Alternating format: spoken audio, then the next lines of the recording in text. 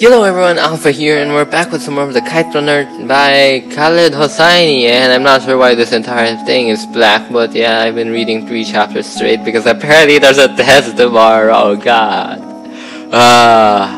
Well, this is what you get for not reading for those past few days. Oh well, let's see here. Chapter this 18, I guess. Yeah, something like that. Or was it 17? I don't know. What was the last chapter? Seriously, I don't remember. 16, so yeah, this should be chapter 17, I mean. Yeah, 17, okay, let's get on with it. Oh yeah, wait, the last one, yeah, so basically the family is there, Hassan, Fazara was it, his wife, the mom, Sasa, Sanubar, whatever, is deado now.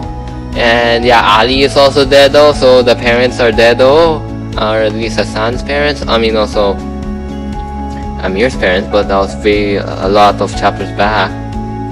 So yeah, let's get on with it to Rahim Khan. This time I'm not really sure who's narrating. I think it's Amir. Okay. Rahim Khan slowly uncrossed his legs and leaned against the bare wall in the wary, deliberate way of a man whose every movement triggered spikes of pain. Outside, a donkey was braying and someone was shouting something in Urdu. The sun was beginning to set, glittering red through the cracks between the ramshackle buildings. It hit me again, the enormity of what I had done that winter, and that... Oh wait, sorry, yeah, burps. And that following summer, the names rang in my head. Hassan, Sorab, Ali, Farzana, and Sanubar.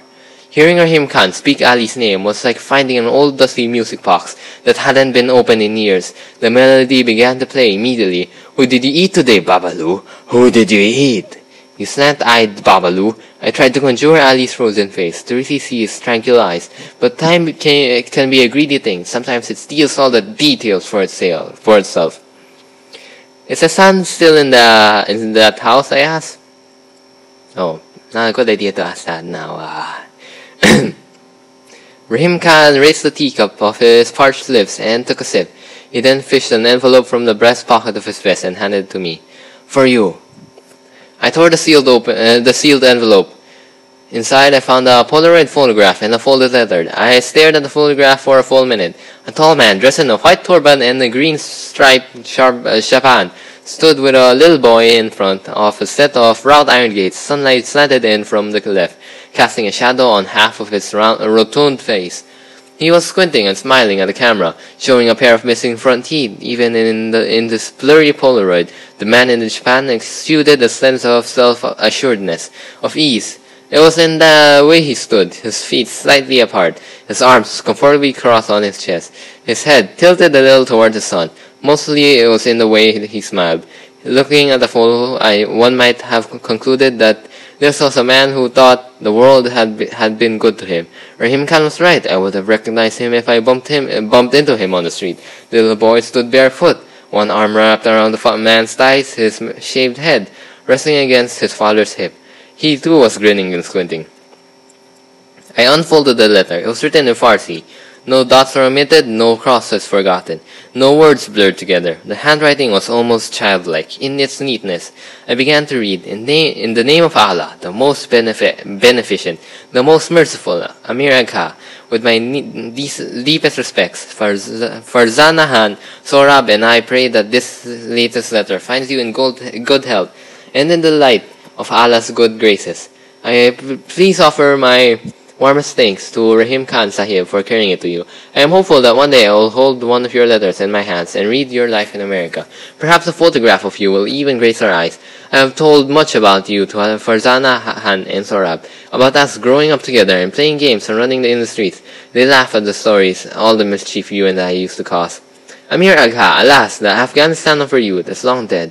Kindness is gone from the land, and you cannot escape the killings. Always the killings. In Kabul, fears everywhere, in the streets, in the stadium, in the markets. It is a part of our lives here, Amir Agha. The savages who rule our watan don't care about human decency.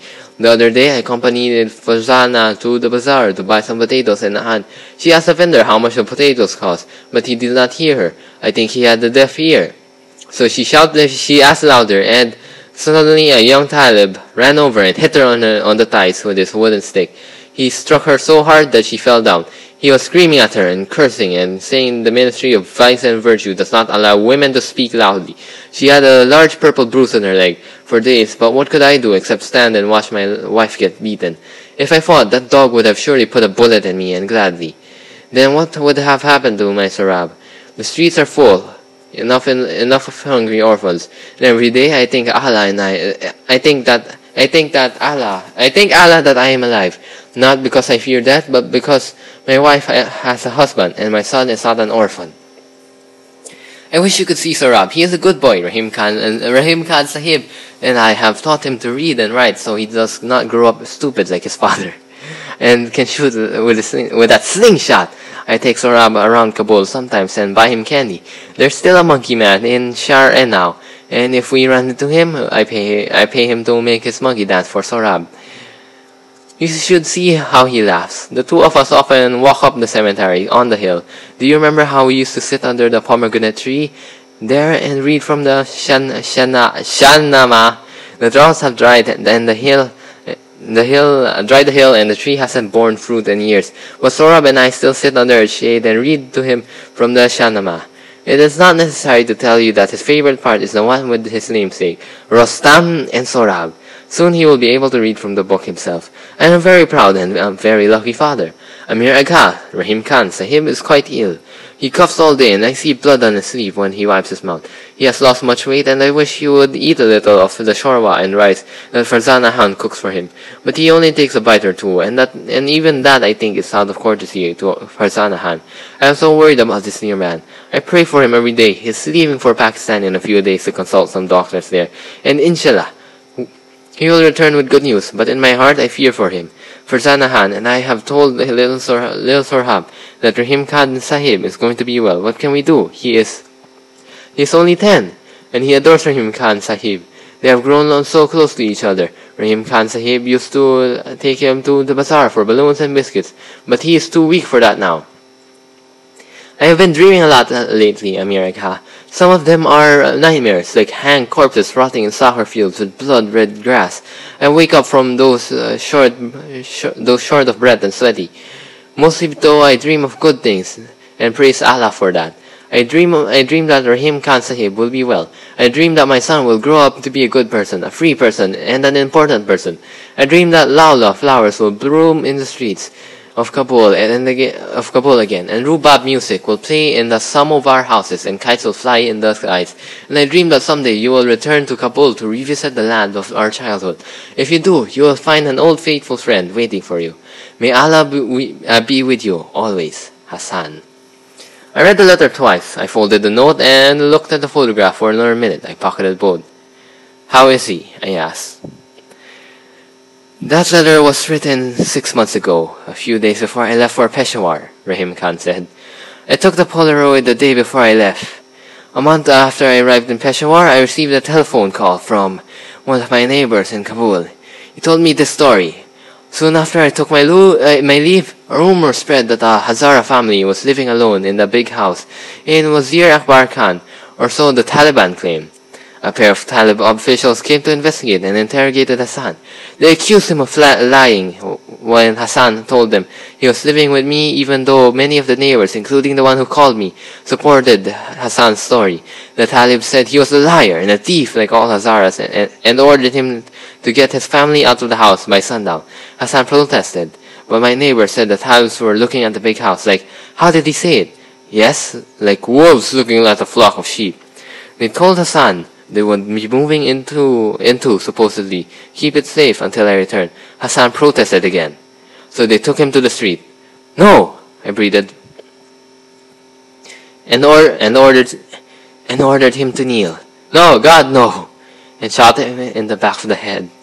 Farzana came screaming and attacked them. No, shot her too. Self-defense, they claimed later. But all I could manage was to whisper, no, no, no, no, over and over again.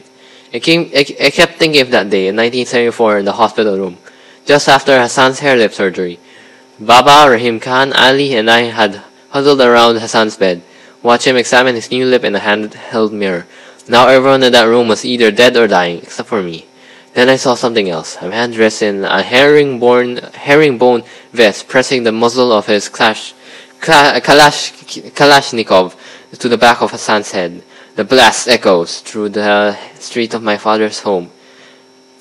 Hassan slumps to the asphalt, his life of unrequited loyalty drifting from him, like the wind-blown kites he used to chase. The Taliban moved into the house, Rahim Khan said. The pretext was that they had evicted a trespasser. Hassan's and Farzana's murderers were dismissed as a case of self-defense.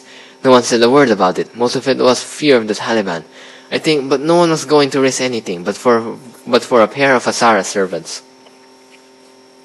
What did they do with Sohrab? I asked. I felt tired, drained. The coughing fit gripped Rahim Khan and went for a long time. When he finally looked up, his face was flushed and his eyes bloodshot.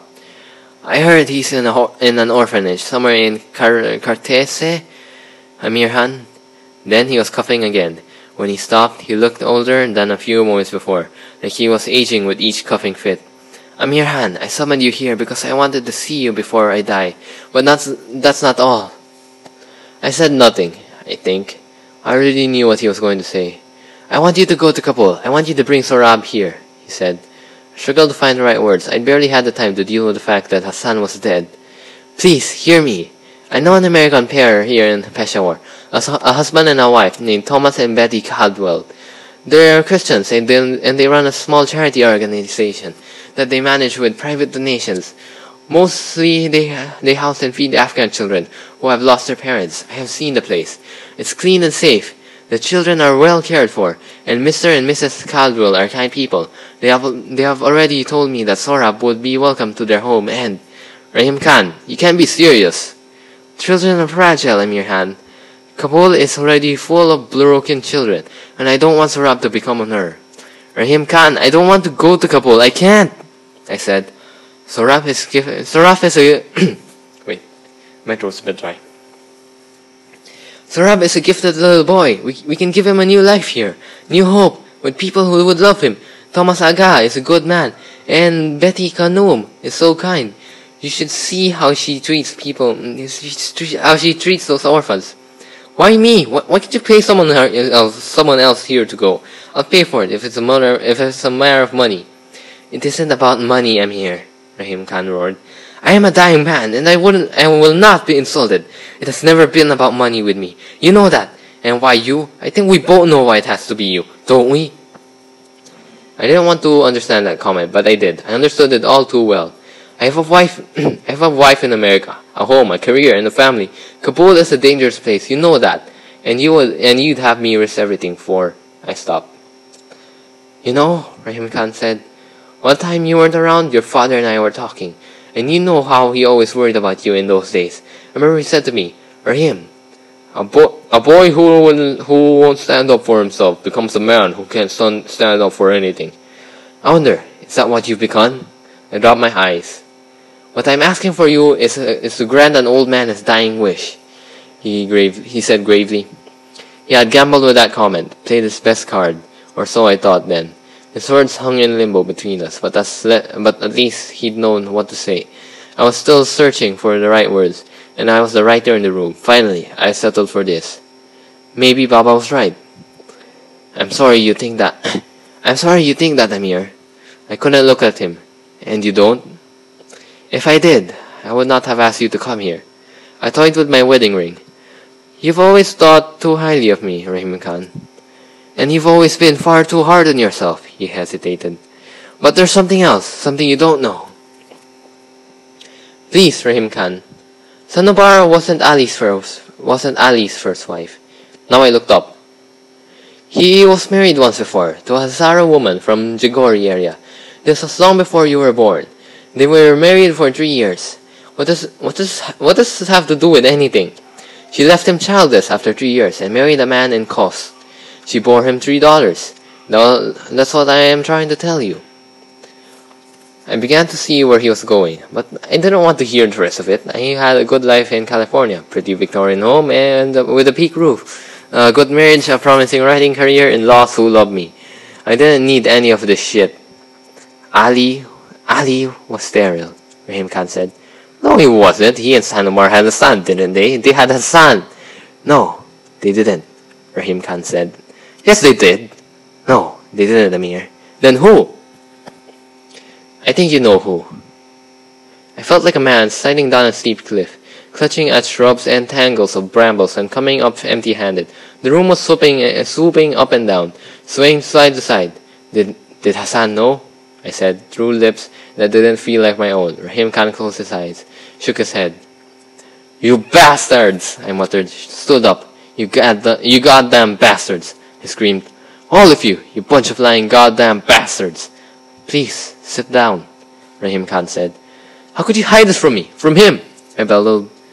Please think, Amir Khan. It was a shameful situation. People would talk. All that a man had back then, all that he was his honor, his name. And if people talk, we couldn't tell anyone. Surely you can see that. He reached for me, but I shed his hand, headed for the door. Amir Khan, please don't leave. I opened the door and turned to him. Why? What can you possibly say to me?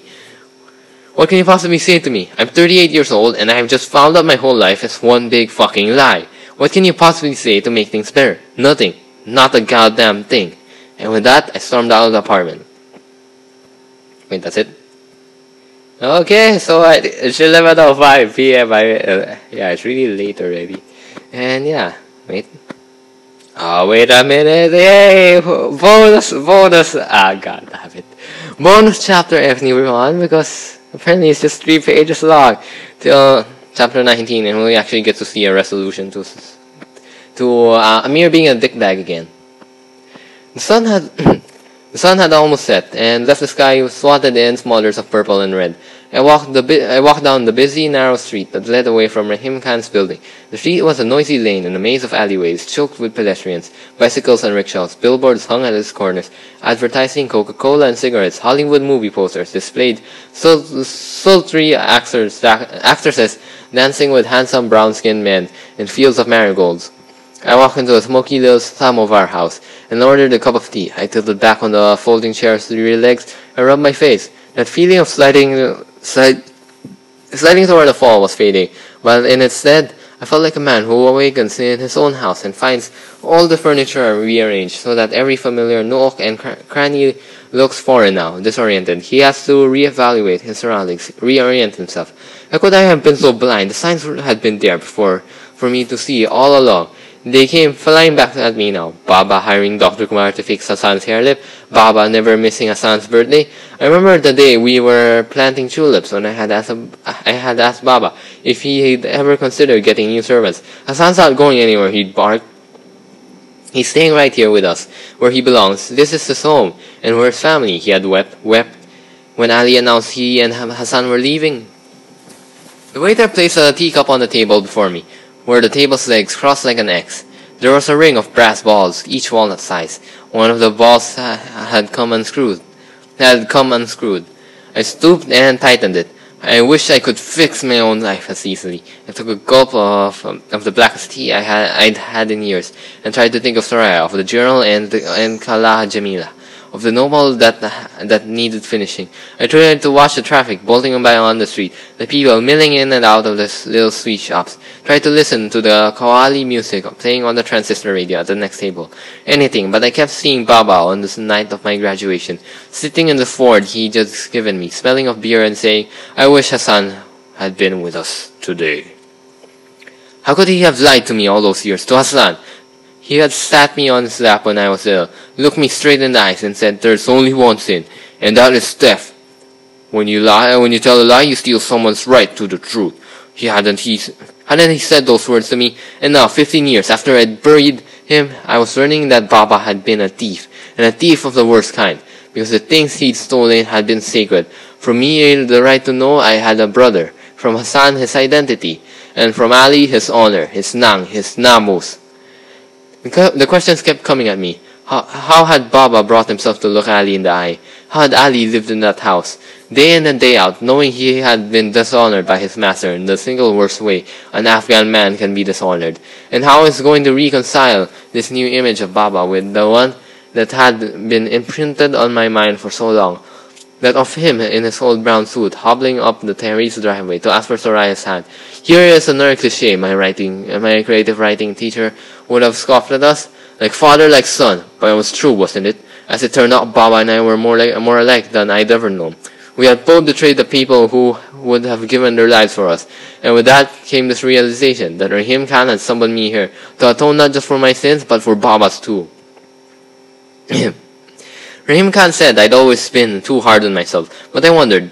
True, I hadn't made Ali step on the landmine. I hadn't brought the Taliban to the house to shoot Hassan.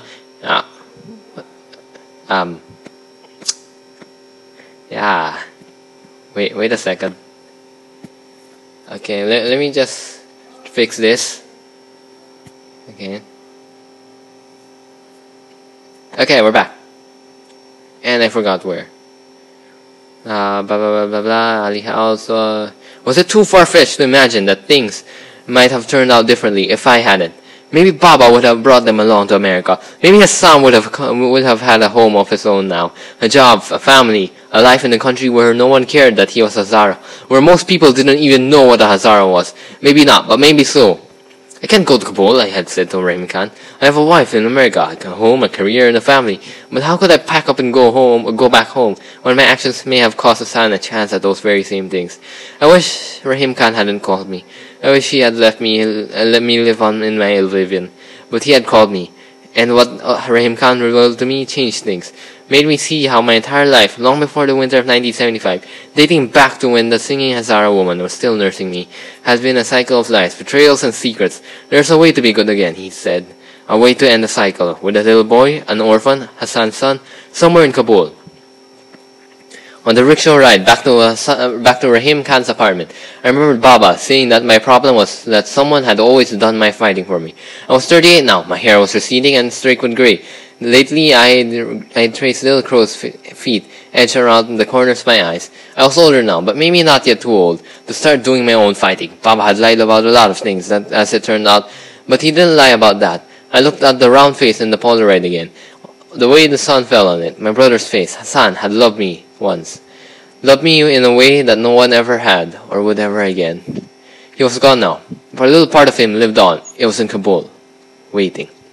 I found Rahim Khan praying namaz in a corner of the room. He was just a dark silhouette, bowing eastward against a blood-red sky. I waited for him to finish. Then I told him I was going to Kabul. Told him to call the Caldwells in the morning. I'll pray for you, Amir Khan, he said. And there we go, chapter 18 and 17, 18, and yes, that's enough for my test tomorrow. Or at least I hope. God damn it. Anyways, most of this was spoiled to me already, so I hope I didn't really spoil too much for you guys. So recap, not really sure where chapter 18 began. Okay, so yes, basically we just talk about Revelations because I can't honestly remember where all of this stuff is. Blah blah blah blah blah blah blah blah blah blah blah blah blah. And yeah, I'm not really sure. 17, 18. So basically, turns out Ali and Hassan are half brothers because Baba actually slept with Sanobar, or Ali's wife, first. No, not first. Yeah, maybe not first, but he just slept with her to get her pregnant. Not really sure what Baba was thinking. Was it like a selfish goal, like he was filled with raging hormones, or maybe they had an agreement with Ali, like Ali wanted a son, so maybe yeah, since he trusts Baba, and yeah. Do it. I know it's kind of weird. Yeah. Don't really know where things are going right now. And yeah, but anyways, important part. Amir is up for the job. Amir is up for the redemption, and we'll see that in chapter 19. And we're back to the 40-minute length videos, I think. Yeah, this is gonna take a while.